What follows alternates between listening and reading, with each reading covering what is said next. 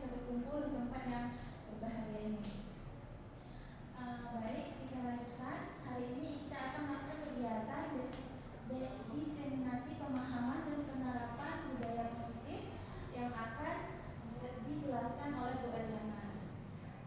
Sebelumnya, marilah kita semua membacakan surat Al-Fatihah untuk membuka kegiatan kita agar menjadi berkah. Kita mulai dengan baca Al-Fatihah.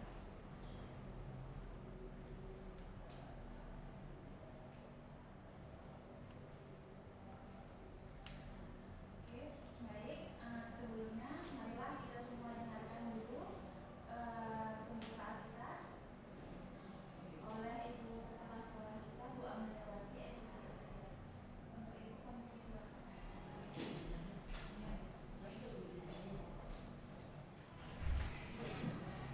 Assalamualaikum warahmatullahi wabarakatuh. Alhamdulillahirabbil alamin. Wassalatu wassalamu ala asrofil anbiya'i wal mursalin wa ala alihi washabbihi ajmain. Puji syukur kita panjatkan kepada Allah Subhanahu wa taala yang telah melimpahkan rahmat dan hidayah kepada kita semua sehingga kita dapat berkumpul kembali pada hari Kamis ini dengan keadaan sehat walafiat untuk melaksanakan tugas kita masing-masing. Pada hari ini alhamdulillah telah akan dilaksanakan diseminasi tentang budaya positif yang akan dilaksanakan oleh Ibu Eliana. Beliau adalah salah satu calon guru penggerak dari SMA Negeri 14 Banda Aceh.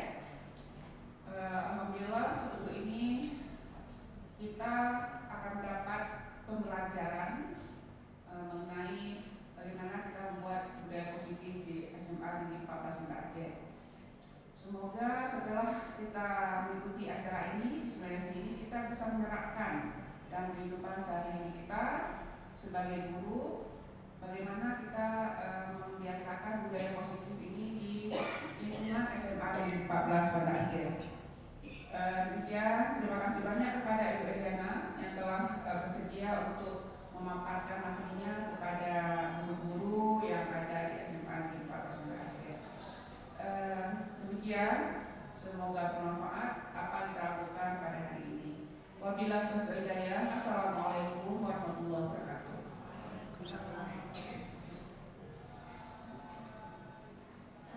Kita ucapkan terima kasih kepada Ibu Amaliawati.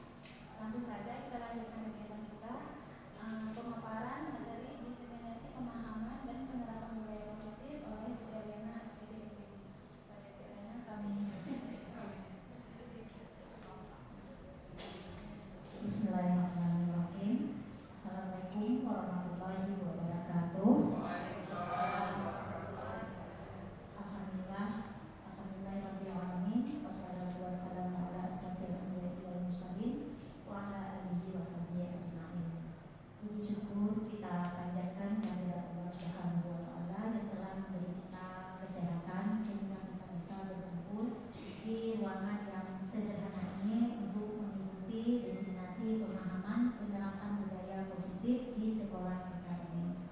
Tak lupa pula kita sanjungkan kehadiran Nabi besar Muhammad SAW yang telah membawa kita dari alam jahiliyah sehingga kita bisa hidup di zaman yang penuh dengan ilmu pengetahuan ini. Yang saya hormati Ibu Kepala Sekolah, Ibu Amaliawati SPT NPD, dan yang saya hormati Bapak Ibu sekalian, sekali lagi saya ucapkan terima kasih banyak telah meluangkan waktunya untuk mengikuti acara diseminasi budaya positif di sekolah ini. Baik Bapak Ibu, untuk mempersingkat waktu saya akan memaparkan sedikit apa sih yang dikatakan dengan pemahaman terkait dengan budaya positif ini. Nah, jadi kita di sini sebagai seorang guru itu harus memiliki kemampuan dalam mewujudkan budaya positif di sekolah. Nah, budaya positif ini dapat dijalankan dengan menerapkan beberapa konsep. Ya, ada konsep perubahan paradigma baru, disiplin positif, positif, motivasi perilaku manusia, kemudian nilai-nilai kebajikan, kebutuhan dasar manusia, keyakinan kelas, posisi kontrol yang kita kenal dengan posisi kontrol restitusi, dan juga ada nanti istilahnya segitiga restitusi. Baik, kita lihat satu persatu terkait dengan konsep-konsep yang berhubungan dengan budaya positif ini.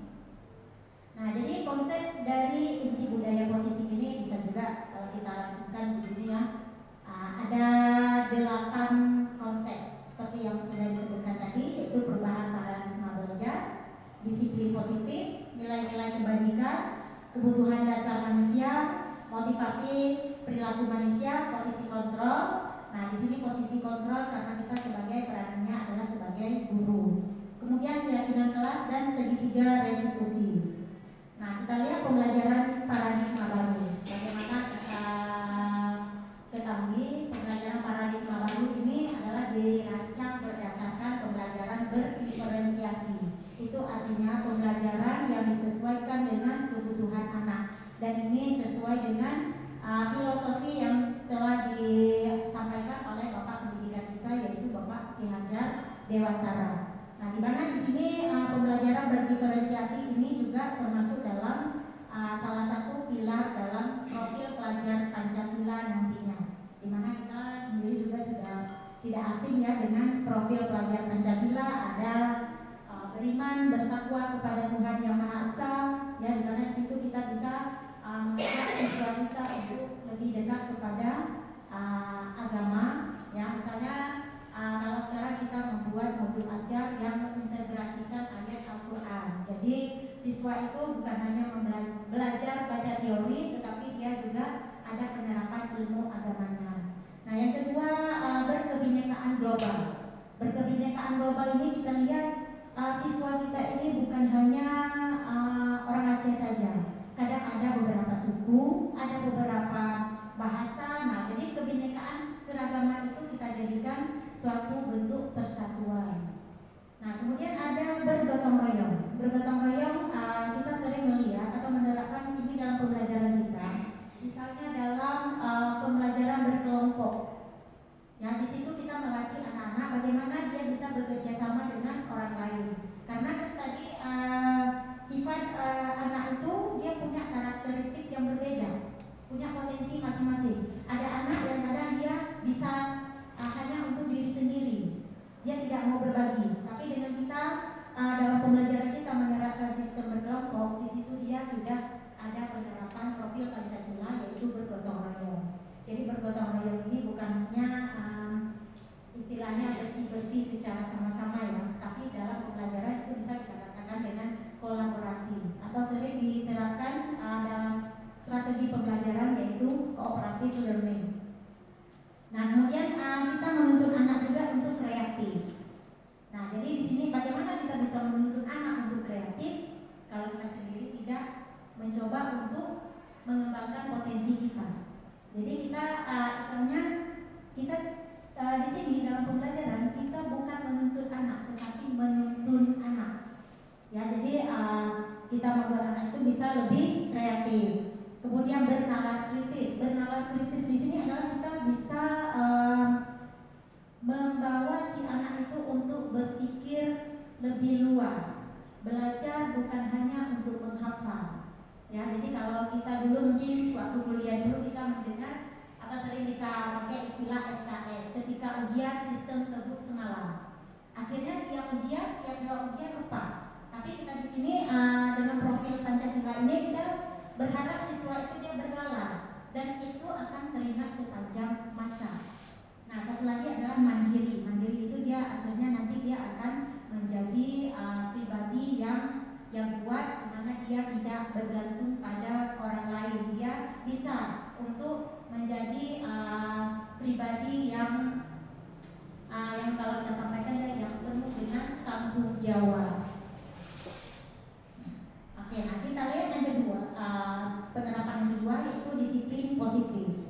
Nah, disiplin, kenapa disebut dengan disiplin positif? Nah, ini sebenarnya adalah suatu cara penerapan disiplin yang mengajarkan anak bertanggung jawab tadi.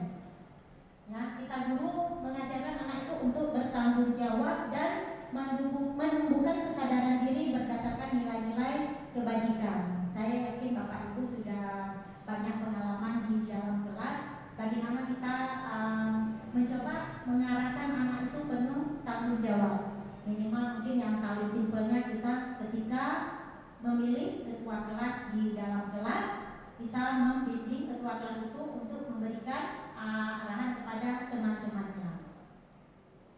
Nah, jadi disiplin positif ini kita lihat lebih ke arah disiplin diri ya, yang dapat mengontrol diri dalam melakukan segala tindakan. Jadi sebenarnya kalau kita lihat disiplin ini bisa membuat murid itu memahami dan menyadari berdasarkan potensi internalnya. Jadi sebenarnya kedisiplinan ini adalah kunci. Saya pernah baca ini kunci suatu kesuksesan. Kalau dia sudah disiplin diri, untuk kedepannya dia itu akan mudah. Karena disiplin diri itu bukan hanya dimulai dari lingkungan sekolah, tapi perlu dari internal dia sendiri. Ya mungkin ya di sini kalau kita katakan dari internal itu bisa dari lingkungan keluarga. Nah, kita sebagai guru di sini kan memoles bagaimana disiplin siswa itu bisa lebih diterapkan. Nah, kemudian di sini ada motivasi perilaku manusia.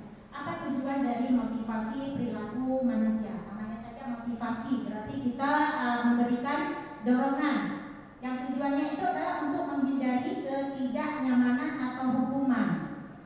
Jadi kita ketika ada suatu kasus, jangan langsung kita mengecas anak tersebut, tapi kita memberikan suatu rasa kenyamanan.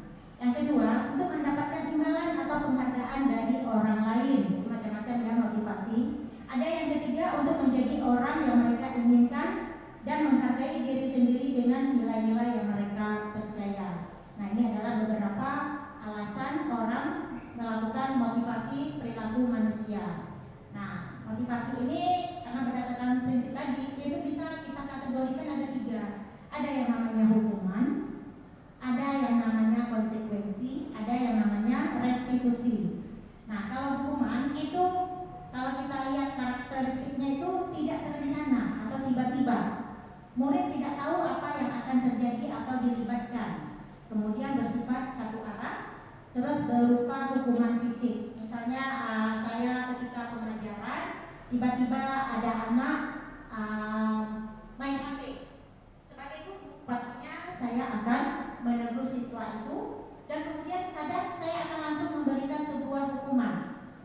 Silakan kamu berdiri di depan kelas misalnya sebelah kaki selama pembelajaran saya. Nah, itu adalah sebuah hukuman. Karena apa? Siswa dia tidak tahu kalau saya akan memberikan sanksi itu secara tiba-tiba. Itu hanya keputusan saya sebagai guru. Nah, yang kedua, konsekuensi.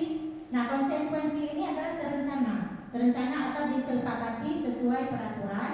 Kemudian murid tetap dibuat tidak nyaman. Sikap guru selalu memonitor murid.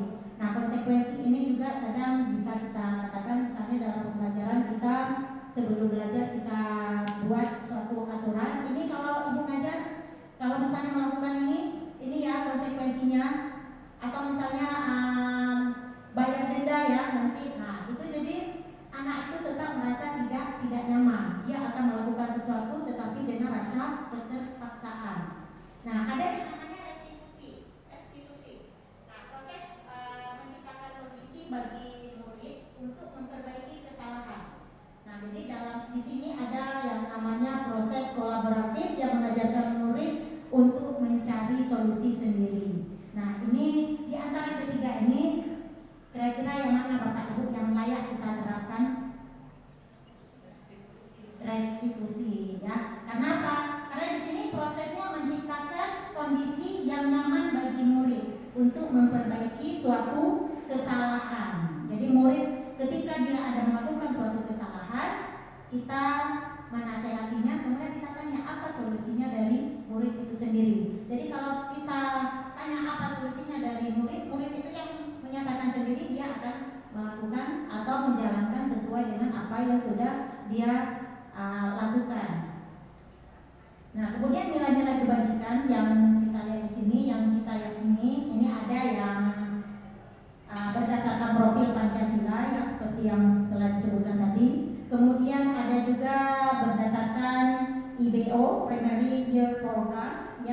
toleransi, rasa hormat, integritas. Nah, ini biasa terjadi di setiap instansi ya, termasuk kita instansi pendidikan. Nah, kemudian ada keterampilan hidup atau skill. Nah, ini keterampilan adalah sikap bagaimana keseharian siswa kita itu bisa kita bina dia kejujurannya sehingga dia bisa dipercaya. Nah, kita lihat posisi kontrol restitusi. Mungkin Bapak Ibu pernah dengar posisi kontrol restitusi itu ada beberapa, ada yang sifatnya penghukum, ada yang sifatnya pembuat merasa bersalah, kemudian ada guru itu bisa menjadi teman, kemudian ada sebagai pemantau, dan ada juga sebagai manajer. Nah, kira-kira kalau kita lihat dari posisi kontrol ini, di manakah posisi kita? Apakah kita sebagai penghukum, ataukah kita sebagai pembuat rasa bersalah, atau sebagai teman bagi siswa, atau sebagai pemantau, atau yang terakhir sebagai manajer? Nah, untuk melihat di mana posisi kita ini, mungkin saya akan tampilkan sebuah video, mungkin boleh ditonton dulu videonya. Kira-kira adakah kita melakukan hal yang demikian ini, dan di manakah posisi kita?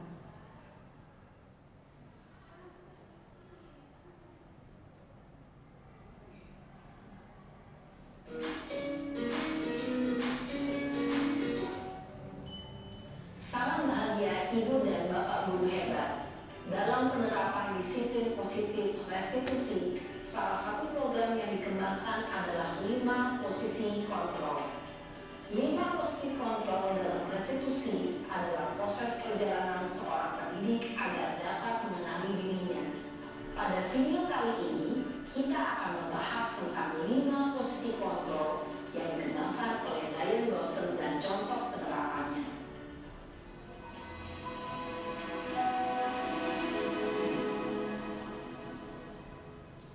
5 posisi kontrol itu adalah 1. Posisi penghukum, 2. Posisi pembuat merasa bersalah, 3. Posisi teman, 4. Posisi pemantau atau monitor, dan 5. Posisi manajer. Untuk lebih memahami kelima posisi tersebut, mari kita saksikan kasus Naren yang terlambat hadir 20 menit di sekolah dan melihat bagaimana kelima posisi kontrol dalam menghadapi masalah tersebut.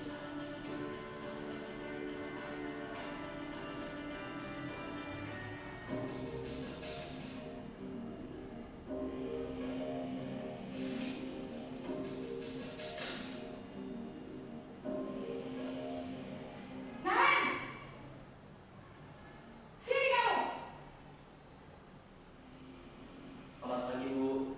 Selalu terlambat. Kamu deh, pasti terlambat. Maaf, Bu. Saya Apa? Apa coba? Alasan kamu apa lagi? Kapan sih kamu tidak terlambat? Malas sekali ya kamu jadi anak. saya Dasar pemalas. Gak kapok-kapok sih kamu. Sudah berapa kali terlambat?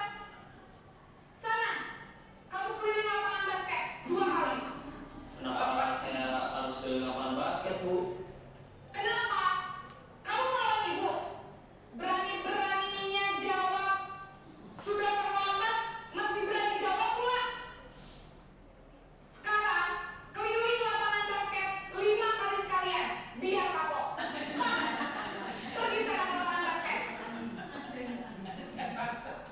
Posisi penghukum biasanya berbicara dengan nada tinggi, menghardik, menunjuk-nunjuk, menyakiti, dan menyindir. Hukuman bisa berupa fisik maupun psikis. Ibu dan Bapak Guru hebat, dampak yang terjadi pada murid ketika guru berada pada posisi penghukum adalah murid cenderung akan memberontak, bahkan menyimpan dendam.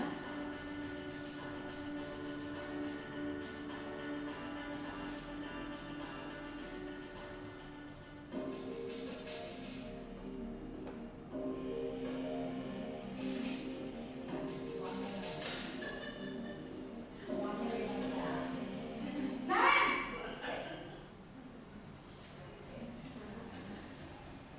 Selamat pagi, Bu.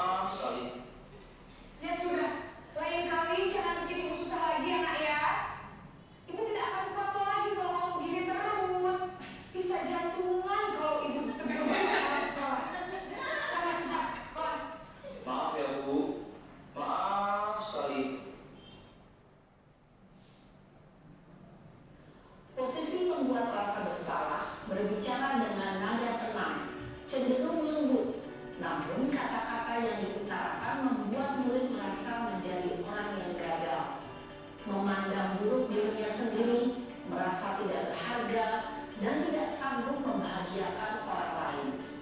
Ketika guru mengambil posisi pembuat rasa bersalah, murid akan menganggap dirinya yang bersalah dan ia akan menyimpan emosi negatif tersebut di dalam dirinya.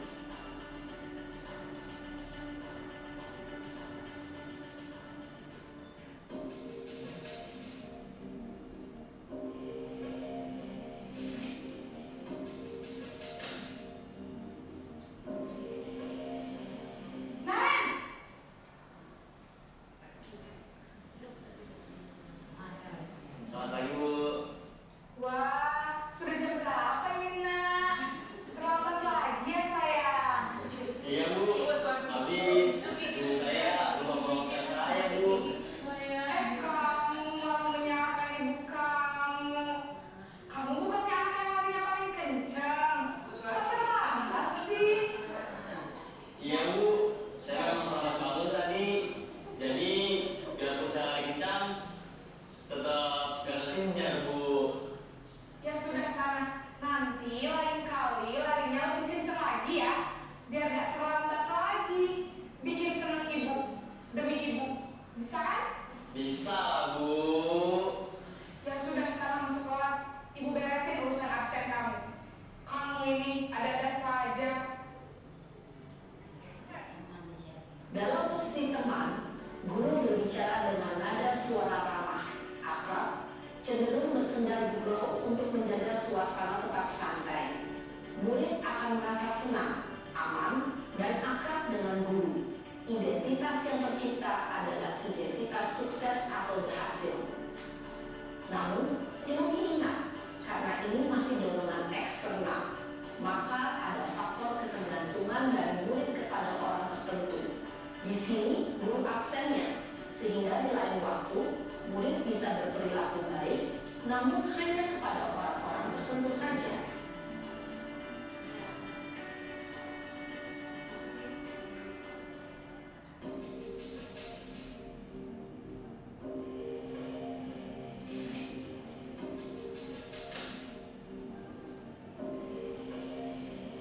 Naren!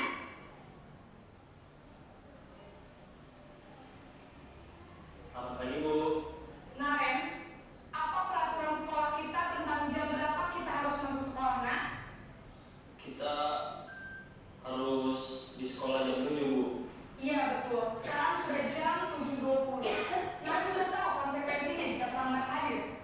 Paham, Bu. Saya harus tinggal kelas pas jam istirahat selama 20 menit.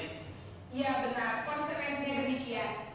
Jadi nanti jam 9.30 pas istirahat, kamu harus tinggal di kelas, kerjakan tugas tambahan untuk ketertinggalan kamu, ya?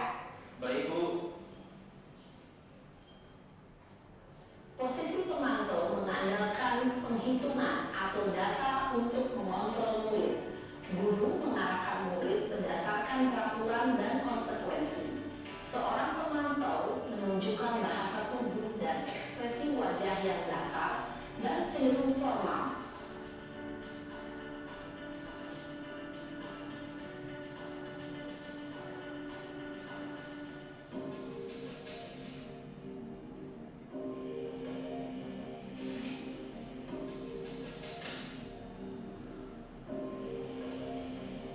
Naren!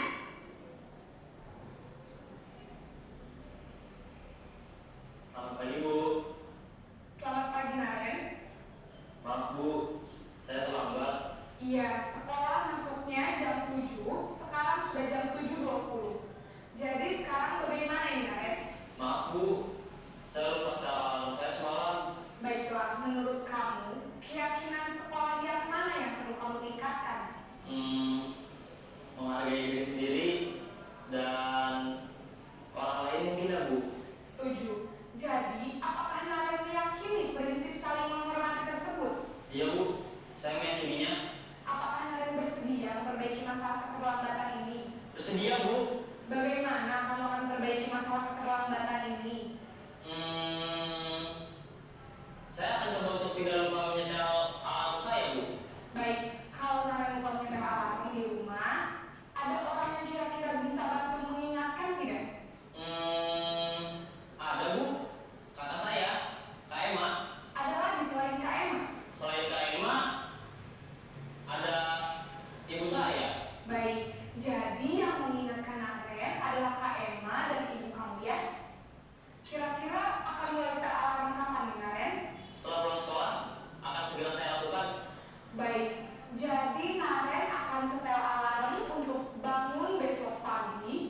akan diingatkan oleh kakak dan ibunda Naren ya. Ada lagi yang mungkin perlu dilakukan Naren agar tidak terlambat bangun lagi? Tidak ada, Bu. Baik Naren, terima kasih untuk kerjasama kamu. Sekarang kamu perlu kembali ke kelas untuk belajar. Baik, Bu. Terima kasih. Posisi manajer adalah posisi kontrol yang disarankan untuk membimbing murid memiliki sikap disiplin yang positif, yaitu murid yang mandiri, bertanggung jawab, dan dapat memecahkan masalah. Tujuan dari posisi ini adalah agar murid dapat berefleksi atas tindakannya. Guru akan dengan tulus memberikan pertanyaan-pertanyaan bermakna, sehingga membuat murid dapat belajar dari kesalahannya dan mencari sebuah solusi untuk menyelesaikannya. Ibu dan Bapak guru hebat, setelah mengamati adegan kelima posisi kontrol tadi, kira-kira posisi mana yang paling ideal? Posisi mana yang dapat menunjang motivasi intrinsik murid? Ya, tentu posisi manajer. Posisi ini memang posisi ideal yang ingin dituju setiap pendidik. Pada posisi inilah, guru dapat menerapkan disiplin positif yang memihak pada murid, yang memerdekakan murid. Perjalanan seorang pendidik tentunya tidak mudah untuk sampai pada posisi seorang manajer. Namun, tujuan kita pasti, yaitu menciptakan murid-murid yang mandiri, merdeka, dan bertanggung jawab. Semoga penggambaran 5 posisi kontrol yang telah diperlihatkan ini dapat menjadi ajang refleksi bagi kita semua, agar dapat terus mengasah dan menerapkan disiplin positif yang memerdekakan murid. Mari terus berlatih dan bersemangat. Selamat menerapkan. Salam dan bahagia, Ibu dan Bapak guru hebat. Oke, Bapak Ibu, bagaimana sudah menyaksikan video tadi? Kira-kira kita ada nggak melakukan itu? Ya, itu mungkin kita bisa jawab dalam hati kita masing-masing, ya. Nah, cuma kita di sini harapannya kita mencoba memperbaiki juga kita dulu diri sendiri, ya, karena yang kita didik ini adalah anak manusia yang memiliki berbagai macam karakter. Begitu juga kita, anak kita juga dididik oleh orang lain, ya. Nah, jadi kita harapkan semoga posisi manajer ini akan ada pada diri kita, walaupun kadang belum bisa mencapai tahap yang sempurna, tetapi kita mencoba untuk mewujudkan posisi kontrol tersebut. Nah, ini mungkin tadi sudah ditampilkan dalam video terkait penerapan posisi kontrol. Jadi kalau kita menggunakan menghukum, misalnya siswa terlambat tadi, kita suruh keliling lapangan. Terus kalau misalnya kita membuat rasa bersalah, itu kita menggunakan bahasa yang agak sedikit lembut, tetapi istilahnya maknanya itu menusuk sangat dalam, ya. Kemudian ada sebagai teman. Nah, kalau sebagai teman ini kadang bisa negatif, bisa positif kalau menurut saya. Terlalu akrab kita dengan siswa, kadang siswa sudah tidak menjaga jarak lagi, mana batasan antara seorang guru dan murid, ya. Nah, jadi sebenarnya di sini teman ini bagus juga, tapi kita harus jaga jarak. Nah, kemudian ada pemantau ini yang tadi yang kita kadang untuk membuat si anak itu patuh, kita menekankan pada peraturan-peraturan dari sekolah yang telah ditetapkan.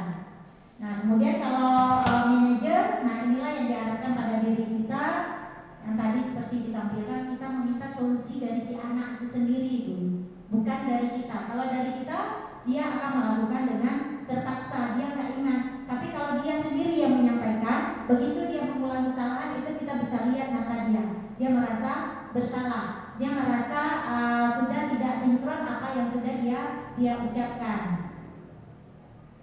Baik, kita lihat lagi. Nah, posisi kontrol ini yang paling idealnya tadi adalah sebagai manajer, ya. Nah, jadi kemudian kita lihat keyakinan kelas.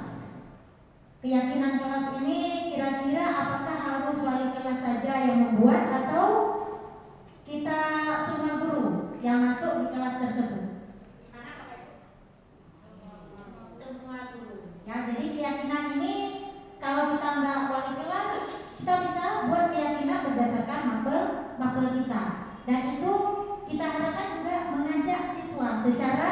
bersama-sama, jangan kita yang tentukan.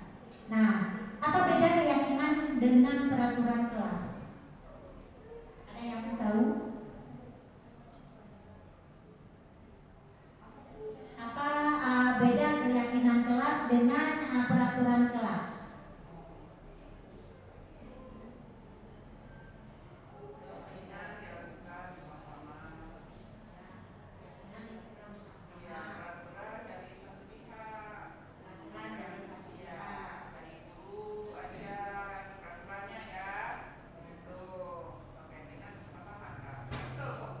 Baik Bu, terima kasih jawabannya. Sebelum saya ingat ada tambahan mungkin dari guru lain?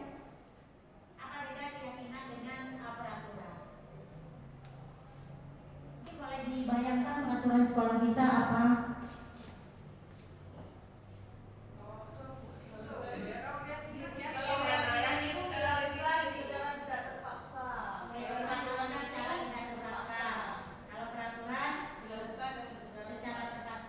Oke, baik, terima kasih Ibu Putri. Bagus sekali jawaban Ibu Amel dan juga Ibu Putri. Terima kasih. Nah, jadi kita lihat apa sih beda keyakinan dengan peraturan. Kalau di sini kita lihat keyakinan itu adalah kesepakatan antara guru dan murid. Ya, kalau peraturan siapa yang buat? Kalau peraturan kita kasih contoh peraturan sekolah kita, siapa yang buat? Satu pihak, yaitu guru dan pihak sekolah ya. Kita tidak melibatkan murid. Misalnya hari Senin memakai seragam putih abu-abu, itu peraturan atau keyakinan? Peraturan. Nah, tapi kalau misalnya kita bilang kita mengajak siswa untuk sama-sama membudidayakan salak, keyakinan ya. Karena apa? Tidak tertulis di peraturan. Jika tidak salah, tidak boleh masuk lingkungan SMA Negeri 14. Nah, tapi kita membudidayakan masuk lingkungan sekolah dengan 5S. Ya, apa saja 5S? Iya, senyum, sapa, salam, sopan, santun. Ya. Nah, oke, kita lanjut. Nah, jadi keyakinan sekolah atau kelas itu berupa pernyataan yang sifatnya universal dan mudah diingat. Nah, tentunya di sini kita menggunakan kalimat-kalimat positif. Misal padahal tujuan kita mau bilang tidak boleh buang sampah di kelas. Nah, kalau kata tidak boleh berarti kan peraturan. Nah, kalau kita mau buat keyakinan berarti apa kalimat positifnya? Buanglah sampah pada tempatnya atau menjaga kebersihan kelas. Jadi bahasanya itu agak diperhalus ya. Nah, kemudian jadi ini ciri dari keyakinan kelas. Yang pertama dia sifatnya abstrak ya. Kemudian berupa pernyataan universal. Universal ini artinya menyeluruh ya. Kemudian dibuat dalam pernyataan yang positif. Kemudian sedikit saja agar mudah diingat. Istilahnya singkat, padat tapi bermakna. Kemudian sesuai dengan kondisi sekolah dan kelas. Kita lihat kondisi kelas kita bagaimana. Jadi jangan kita juga membuat kesepakatan itu yang mulu-mulu, yang nggak ada di tempat kita. Ya, jangan juga kita bilang wah harus menyediakan ini, sedangkan siswa kita kadang tidak mampu. Ya, jadi disesuaikan dengan kondisi. Kemudian melibatkan semua warga sekolah atau kelas saat membuat keyakinan kelas. Jadi berlangsung secara dua arah, tidak hanya satu arah. Nah, kemudian kita lihat sekarang kebutuhan dasar manusia. Yang namanya kebutuhan berarti adalah sesuatu yang sangat dibutuhkan. Nah, jadi kebutuhan dasar manusia ini ada bertahan hidup. Kalau bertahan hidup berarti kita membutuhkan makanan, ya. Mungkin kalau orang biologi akan bertanya, kita makan untuk hidup atau hidup untuk makan? Makan untuk hidup, ya, untuk mendapatkan energi. Karena kalau tidak ada energi kita nggak bisa melakukan aktivitas. Dan mungkin ini salah satu yang kita lihat kenapa kadang motivasi pembelajaran anak itu menurun, karena masih ada siswa kita yang tidak membudidayakan sarapan pagi. sehingga apa? Energi dalam tubuh dia kurang. Jadi sehingga dalam pembelajaran kadang-kadang motivasinya kurang, pagi-pagi sudah mengantuk. Dan ini menjadi suatu tantangan bagi kita ya untuk membuat suatu strategi pembelajaran bagaimana siswa itu agar tidak ngantuk. Ya, kita mungkin sudah menyampaikan ke siswa agar melakukan program makan sehat. Ya, karena tetap makan itu kalau nggak ada energi itu tidak jalan semuanya. Kemudian ada kasih sayang, ada penguasaan, ada kebebasan dan kesenangan. Nah, jadi kita lihat kebutuhan yang pertama tadi, kebutuhan untuk bertahan hidup ini ya makan, ya tempat tinggal, keamanan dan kesehatan. Nah, jadi ini kalau kita umpamakan ke lingkungan kelas kita, bagaimana kita seorang guru bisa menciptakan suasana kelas itu menjadi nyaman. Kalau kita tidak menciptakan suasana kelas menjadi nyaman, kita lihat kadang-kadang motivasi belajarnya kurang. Ya. Yang kedua, kasih sayang dan rasa diterima. Kita tidak boleh mengecas anak itu karena dia sudah seringkali melakukan kesalahan. Kadang-kadang kita kurang kasih sayang ke dia. Ya, jadi anak ini sebenarnya dia perlu kasih sayang dan kadang di rumah tidak dia dapatkan seutuhnya, sehingga kadang di sekolah dia melakukan suatu tingkah untuk menarik kasih sayang kita sebagai guru. Ya. Kemudian penghargaan, harga diri atau keinginan untuk dianggap memimpin dan berprestasi. Nah, ini kira-kira gimana Bapak Ibu? Penghargaan?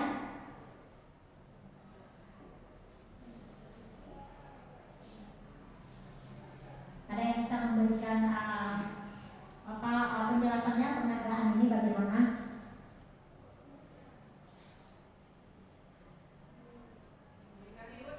Iya, memberikan reward.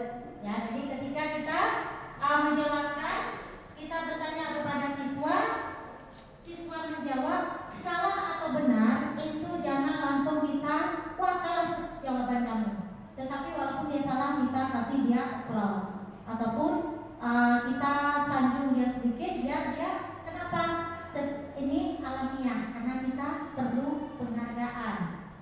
Dengan kita memberikan applause atau reward ke siswa tersebut, dia akan termotivasi walaupun kadang jawabannya belum tepat. Jangan kita langsung sebagai guru menyatakan wah itu jawaban kamu salah, tapi kita baliklah bahasa dengan bahasa yang lain. Wah mantap sekali jawabannya, baru kita lemparkan ke yang lain. Bagaimana dengan yang lain, ada yang mau ditambahkan, baru kita sebagai guru akan mengambil suatu kesimpulan. Nah ini lebih cocok. Jadi kita tidak istilahnya mematikan keberanian anak tersebut untuk menjawab. Nah kemudian kebebasan. Nah, kebebasan ini berarti kita tidak membeda-bedakan anak, ya, bebas dia memiliki pilihannya, mau dia mencoba gaya apapun, yang penting tujuan pembelajaran kita bisa tercapai. Ya. Kemudian kesenangan ini bisa kita lihat kadang-kadang ketika kita dalam pembelajaran, dia itu ada bersifat aktif. Mungkin ada sesuatu karena ada rasa senang, ya tadi nyaman, sehingga akan timbullah rasa senang. Nah, kemudian kita lihat segitiga restitusi. Nah, apa ini suatu segitiga restitusi? Nah, ini adalah suatu proses dialog yang dilakukan oleh guru agar dapat menghasilkan murid yang mandiri dan bertanggung jawab. Nah, di sini ada beberapa langkah segitiga restitusi ini. Yang pertama ada menstabilkan identitas, validasi tindakan yang salah, dan menanyakan keyakinan kelas. Nah, kita lihat tahapannya ini, di mana sebelumnya kita lihat tujuan dari segitiga restitusi ini adalah menciptakan murid yang mampu bertanggung jawab dan mandiri. Nah, kita lihat menstabilkan identitas.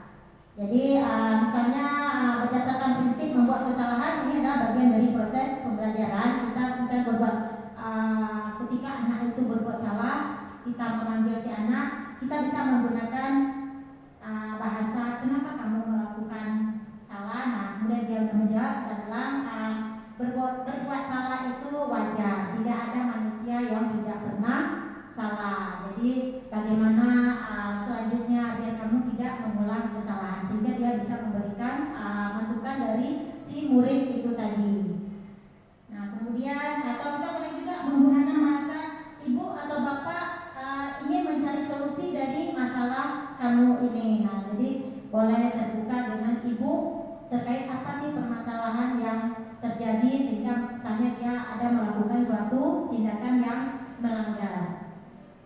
Nah, kemudian validasi tindakan yang salah ini bisa kita misalnya kamu atau kita bilang ibu bapak tidak ingin mencari siapa yang salah, tapi bapak ibu ingin mencari solusi dari masalah tersebut. Jadi kita validasi, misalnya ada satu permasalahan yang terjadi pada murid kita ya, banyak ya ini di lingkungan pendidikan. Nah, jadi kita validasi, baru kemudian kita menanyakan keyakinan. Nah, kalau kita lihat segitiga restitusi ini hampir sama peranannya atau sama peranannya dengan posisi kontrol yang kelima tadi ya, manajer. Nah, jadi bagaimana kita bisa paham terkait dengan segitiga restitusi ini, mungkin boleh dilihat nanti satu video terkait dengan pemaparan segitiga restitusi.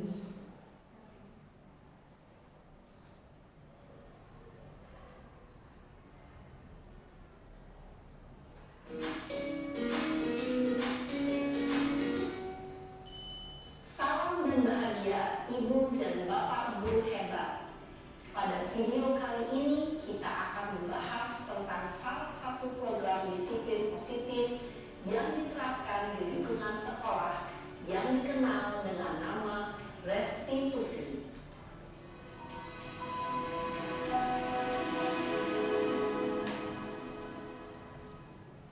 Restitusi dikembangkan oleh pakar pendidikan Diane Lawson, berlandaskan pada teori kontrol Dr. William Glaser. Segitiga restitusi adalah suatu proses dialog yang dijalankan oleh guru atau orang tua agar dapat menghasilkan murid yang mandiri dan bertanggung jawab. Pada saat guru di posisi manajer, aspek yang dikembangkan pada murid adalah motivasi intrinsik, sehingga penanaman nilai-nilai kebajikan dapat tumbuh dan berkembang menjadi suatu kebiasaan positif yang akhirnya membentuk karakter murid. Proses dialog ini terdiri dari 3 langkah yang digambarkan pada ketiga sisi pada segitiga restitusi. Sisi pertama adalah menstabilkan identitas. Sisi yang kedua adalah validasi tindakan yang salah. Dan sisi yang ketiga adalah menanyakan keyakinan. Ibu dan Bapak Guru, berikut ini akan ditunjukkan bagaimana seorang guru berada dalam posisi manajer menggunakan penerapan segitiga restitusi.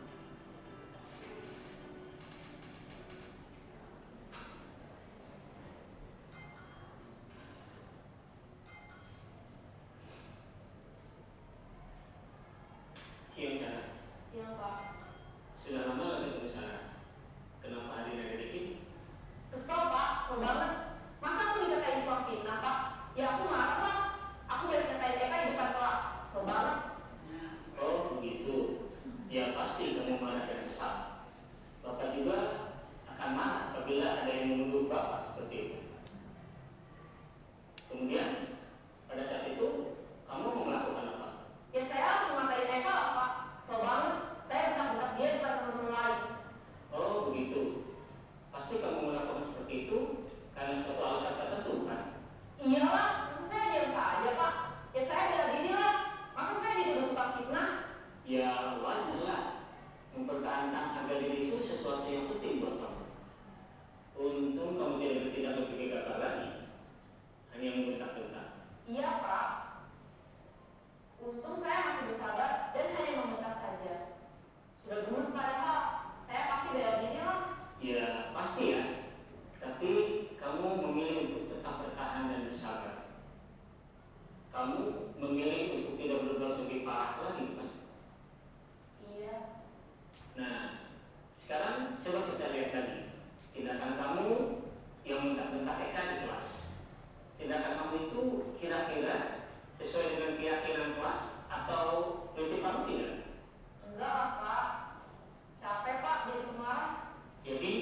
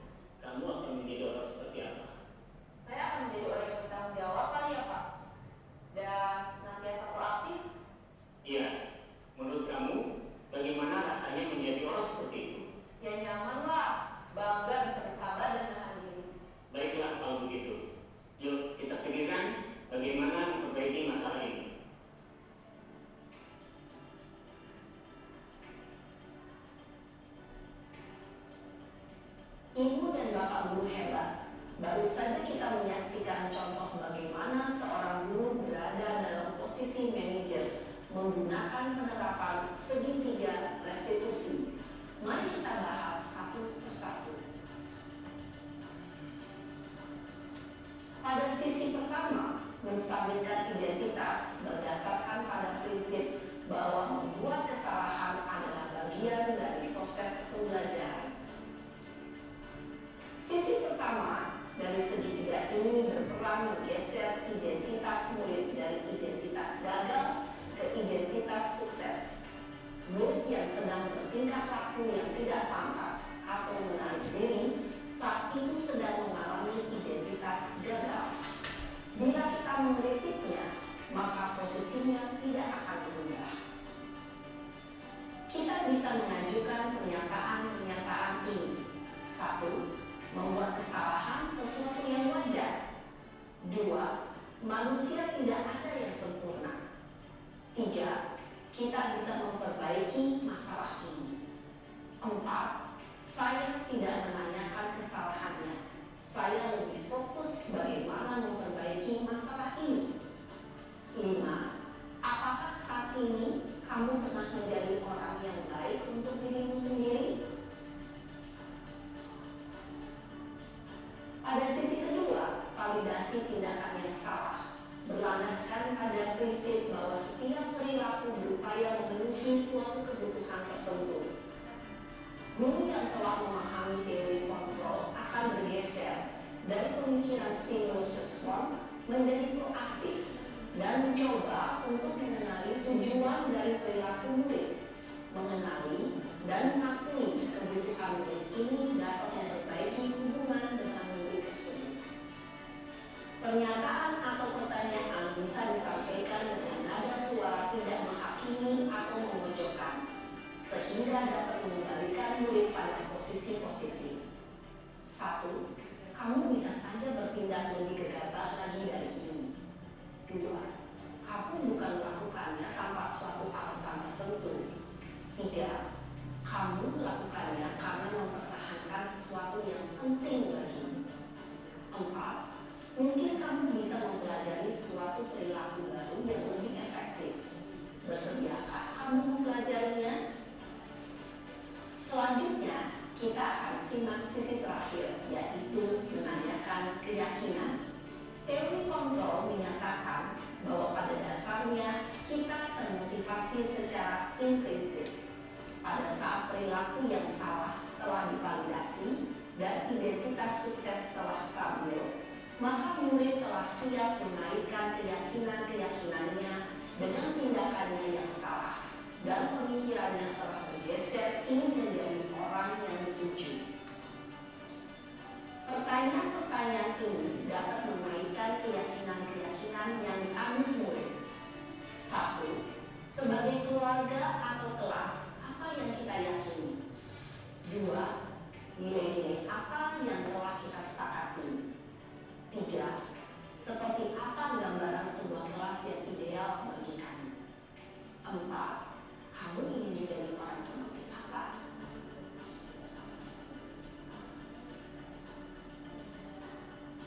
Dalam menerapkan segitiga restitusi, perlu diperhatikan beberapa hal, yaitu 1. Perilaku yang salah perlu dikaitkan dengan nilai-nilai atau keyakinan-keyakinan yang telah disepakati atau dituju. 2. Kesediaan orang yang melakukan kesalahan untuk memperbaiki masalah. 3. Pemecahan masalah sebisa mungkin relevan atau memiliki hubungan dengan masalah yang ada. 4. Usaha. Perlu adanya suatu usaha perbaikan dari pihak yang membuat kesalahan. 5. Waktu. Perlu didedikasikan waktu dari pihak yang membuat kesalahan. Tanyakan kapan akan mulai diberlakukan usaha untuk memperbaiki masalah. Dengan memahami struktur penerapan segitiga restitusi, diharapkan guru dapat menerapkan posisinya sebagai manajer dengan mengajukan pertanyaan-pertanyaan bermakna yang dapat membuat murid menjadi lebih percaya diri, bertanggung jawab, dan mandiri. Nah, ibu bapak guru perlu tidaknya mengikuti ketiga tahapan dalam segitiga restitusi. Misalnya, bila permasalahan tersebut ringan, maka tidak perlu dijalankan secara berdebutan. Bahkan bisa semudah menanyakan apa keyakinan yang kita sepakati. Dengan menjalankan segitiga restitusi, dengan mengajukan pertanyaan-pertanyaan bermakna, diharapkan murid menjadi lebih kuat secara pribadi, dapat membuka wawasan murid agar dapat menyelesaikan permasalahannya sendiri, semakin percaya diri, mandiri, dan merdeka. Salam dan bahagia, Ibu Bapak Guru hebat. Baik, demikianlah video terkait penerapan segitiga restitusi yang mudah-mudahan bisa kita terapkan di lingkungan sekolah kita ya. Nah, jadi tadi saya garis bawahi segitiga restitusi itu tidak mesti harus kita komplit dengan 3 langkah tadi ya. Nah, jadi kalau misalnya kasusnya cuma ringan saja, mungkin kita bisa langsung menanyakan kepada keyakinan kelas. Nah, oke Bapak Ibu, demikianlah pemaparan diseminasi dari saya. Mungkin boleh kasih satu orang apa sih refleksi yang didapat hari ini kira-kira terkait diseminasi ini, atau ada yang mau bertanya dulu sebelum refleksi? Oke, boleh. Assalamualaikum warahmatullahi wabarakatuh. Terima kasih kepada Bu Eliana sebagai calon guru penggerak. Saya ingin bertanya, apakah perbedaan dari teori konseling dengan teori penerapan segitiga reduksi? Itu aja, terima kasih. Sebelum saya jawab, ada yang mau nanti coba jawab dulu.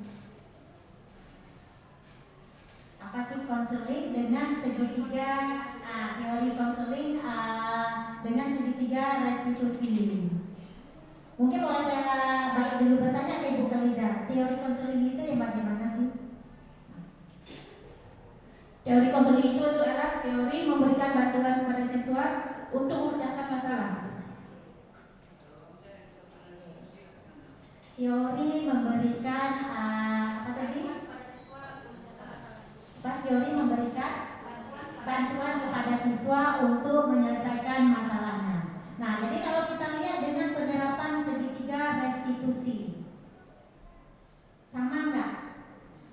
Kalau menurut saya ini, kalau segitiga restitusi ini sudah komplitnya, ya.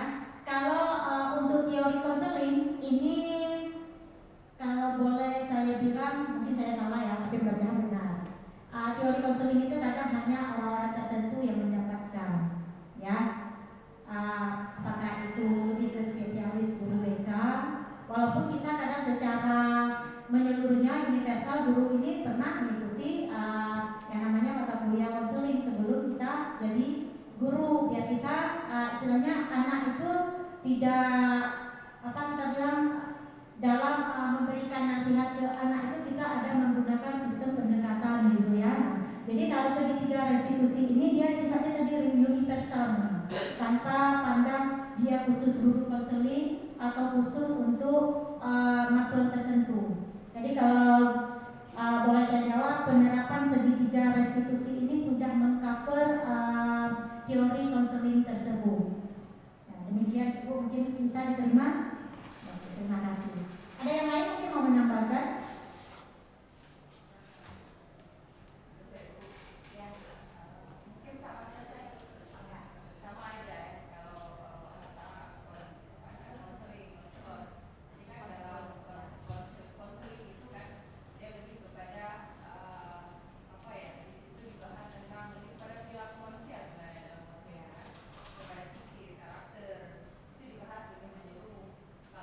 Kalau bisa kita bilang, jadi restitusi ini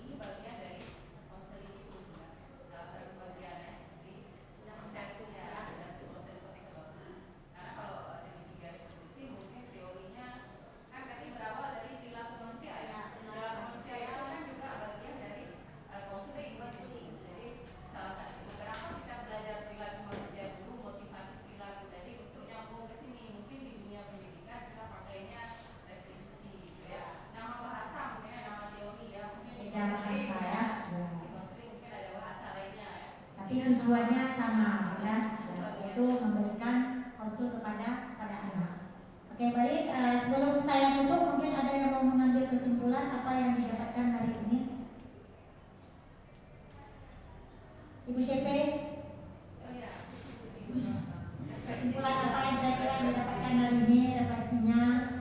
Mungkin dengan hasil pemaparan tadi bisa kita lihat dari hasil video-video, di situ kita bisa menerapkan di siswa kita bagaimana yang seharusnya kita terapkan jika memang siswanya ada yang membuat kesalahan. Ya, di situ contohnya misalnya kita tidak hanya harus langsung memfonis siswa, oh kamu terlambat begini ya, tapi kita menanyakan. Kemudian di situ kita bisa melihat mungkin dengan kesalahan dia itu ada terjadi apa di dalam keluarganya ya. Jadi kita selaku sebagai guru mungkin di situ jadi pembelajaran. Ada sebagian guru kita lihat di waktu pikir mungkin memang bawaan itu memang marah-marah selalu ya. Nah, di situ kita bisa mengambil pembelajaran dari video yang kita tonton tadi. Nah, itu saja. Baik, terima kasih Ibu Putri. Nah, jadi mudah-mudahan tadi dengan pemaparan saya tadi dan juga video yang saya tampilkan ada hal positif yang kita dapatkan dari sini ya. Nah, oke, sebelum saya akhiri, sekali lagi saya ucapkan terima kasih dan terima kasih karena telah meluangkan waktu untuk mendengarkan diseminasi ini. Wabillahi taufiq wal hidayah. Wassalamualaikum warahmatullahi wabarakatuh.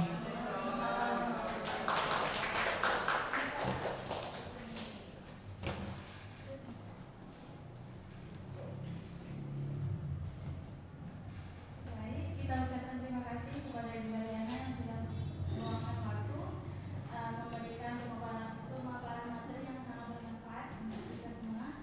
Baik, kita tutup kegiatan kita dengan alhamdulillah. Saya selaku